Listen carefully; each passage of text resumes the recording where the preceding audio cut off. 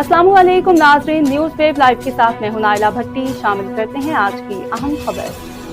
नाजरीन, आज हम आए हैं मरी कोट में। ये जो KDF की लाइन लगी हुई है, इसमें शदीद पानी बाहर निकल चुका है। ये तकरीबन रात से पानी ऐसे ही चल रहा है, रोडों पर भी पानी चल रहा है और ये KDF की तरफ से अभी तक कोई भी एक्शन देखने को नहीं आया। ना इसकी सफाई करवाई गई है, ना ही कुछ। यहाँ पर छोटे छोटे बच्चे खेल रहे हैं। इतना शदीद पानी बाहर निकल चुका है, अगर इसमें कोई बच्चा गिर जाए, ये 40 फुट नीचे है, अगर इसमें कोई बच्चा गिर जाए, जो जानी नुकसान किसी का हो जाए, तो इसका ज़िम्मेदार कौन होगा? क्या उसका ज़िम्मेदार KDF की इंतज़ामिया को माना जाएगा?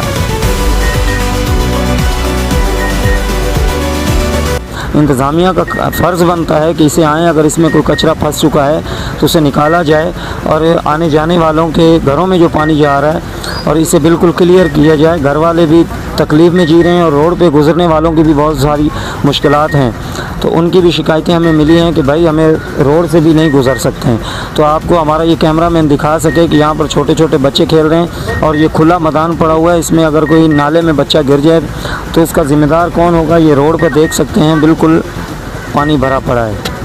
तो KDF को चाहिए, KDF की इंतज़ामिया को चाहिए कि इसको जल्द से जल्द बहाल किया। ज़्यादा पानी हो चुका है, पानी अवर हो रहा है।